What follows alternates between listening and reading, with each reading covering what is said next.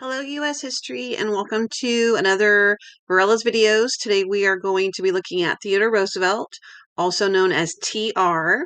So he will become president in kind of an interesting way, similar to what happened to Abraham Lincoln.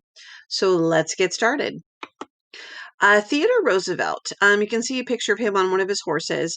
He has a very interesting reputation. He is known for being an outdoorsman, for being someone that, and we'll talk about his love of the outdoors in a little bit later, but he also had a love of the military, and he actually resigned one of his positions in government to actually go and fight during the Spanish-American War, which we're going to be learning about in our next unit. But basically, the Spanish-American War takes place in 1898. So he resigns his government position and actually is going to fight in a group of his own soldiers that become known as the Rough Riders. And they travel down to Puerto Rico and Cuba and basically fight the Spanish, which will eventually lead to Cuba becoming independent and the United States acquiring Puerto Rico. Now, how does he become president? In 1901, Theodore Roosevelt was actually the vice president. He was elected vice president in the year 1900, with William McKinley being elected as president. But in 1901, William McKinley is assassinated, and therefore, as we learned, when the president dies, the vice president does rise up and take over. McKinley was shot. So when Roosevelt took over, he was actually only 42 years old. So that means he is the youngest man to serve as president. When President Kennedy will win in the year 1960, he will actually be 43. So that's a bit of trivia there. You have to look and see if you're ever asked who is the youngest president. Look how the question is worded. The youngest to serve as president or the youngest to be elected as president. What Theodore Roosevelt is probably the most known for as president is his plan for how to deal with some of the urban problems that we've been looking at in our unit. The cities, especially business. So he's going to form a plan that becomes known as the Square Deal. So Theodore Roosevelt is a cousin of Franklin Delano Roosevelt, who we will be learning about next semester. The Square Deal is basically a series of proposals, of reform ideas. Theodore Roosevelt is definitely a progressive. So we know that he is someone who is looking to improve the conditions of our society, but he especially wants to look at businesses.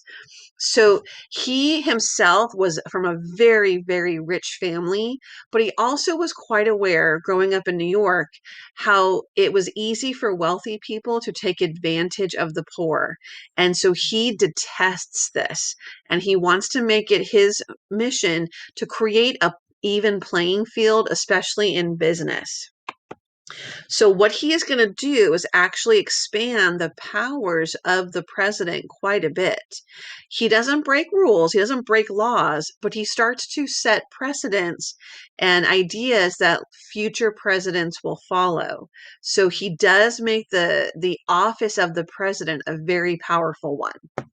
So let's look at some aspects of the Square Deal.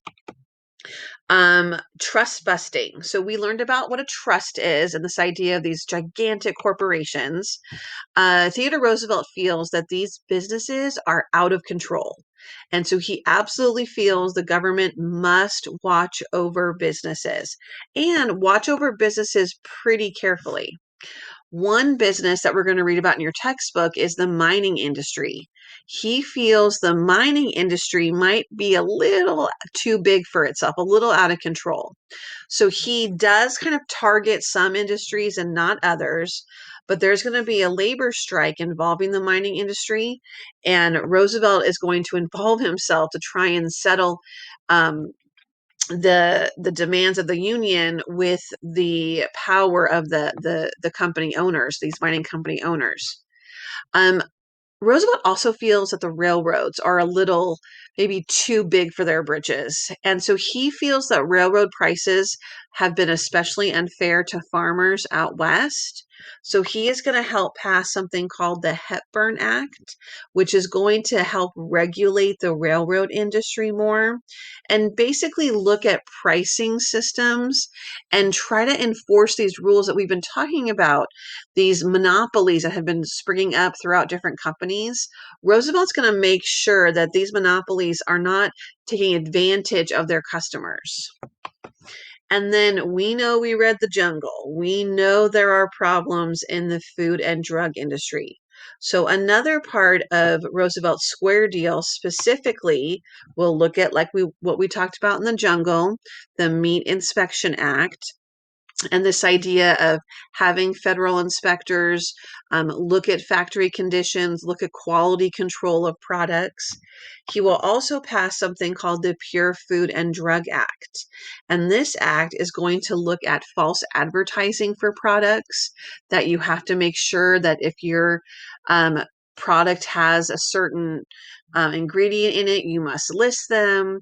If you can't promise that your product will cure something if it won't cure something. And so we have these acts today, and they're very important. Another part of the Square Deal is actually something that deals with the outdoors. So it's this idea of conservation, and really it's preservation. So this picture is actually in our textbook. It's a picture of Theodore Roosevelt and one of the first Department of the Forest Service heads. His name is Gifford Pinchot. Theodore Roosevelt is going to begin really what becomes our national park system. And this idea of preserving lands throughout the country that are just to be preserved because they're beautiful, because they're natural wonders. And that means that these lands are protected. So places like Yosemite National Park and Yellowstone National Park. That idea comes from Theodore Roosevelt. He also wants to ensure the quality of land, the quality of water. So he will pass what's called the National Reclamation Act, which is just going to ensure that our water is clean, that people have access to clean water.